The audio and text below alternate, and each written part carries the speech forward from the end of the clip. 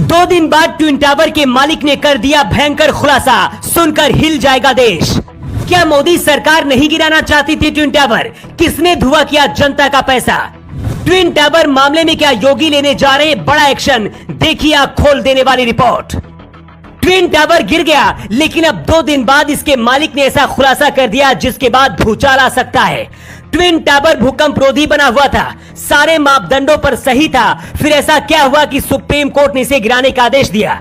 Twin tower के मालिक ने ऐसा खुलासा कर दिया है जिसके बाद अब खुद अमित शाह एक्शन ले सकते हैं। जिस वक्त कुतुब मीनार से भी ऊंची भारत में बनी इस इमारत को गिराया जा रहा था, पूरी दुनिया इस नजारे को देखना चाहती थी। सिर्फ 10 सेकंड के अंदर इसे जमीन पर धराशायी कर दिया गया और इसके साथ ही सैकड़ों लोगों के अरमान भी इस धूल में उड़ गए।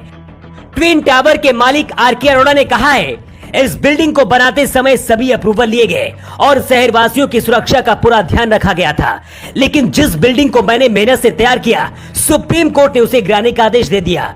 जिस दिन इसे गिराया जाना था, उस रात में सो नहीं पाया था।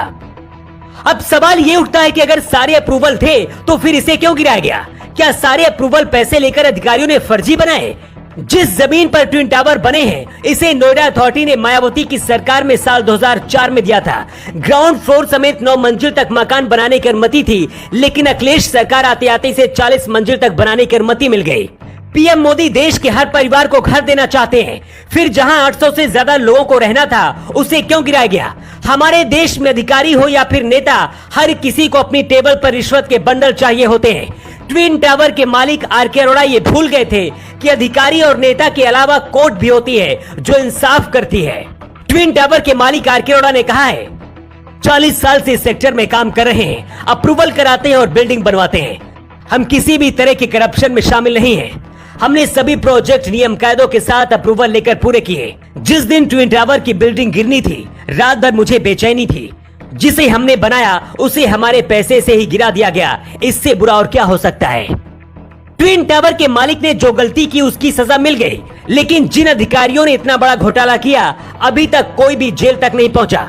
सबसे बड़े गुनहगार तो वो अधिकारी और नेता हैं जिन्होंने पैसे लेकर अवैध तरीके से इस बिल्डिंग को बनाने में मदद की।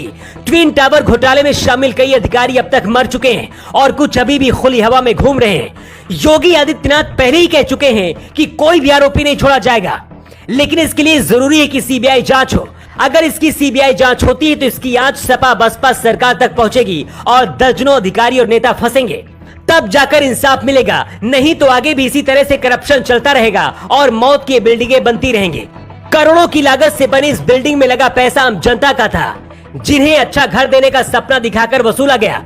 लोगों ने सालों तक इंतजार किया, जब मिलने की बारी आई तो इसे धुआं कर दिया गया।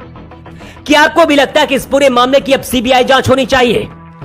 आप अपना जवाब कमेंट बॉक्स पर लिखकर दे सकते हैं। Bureau report.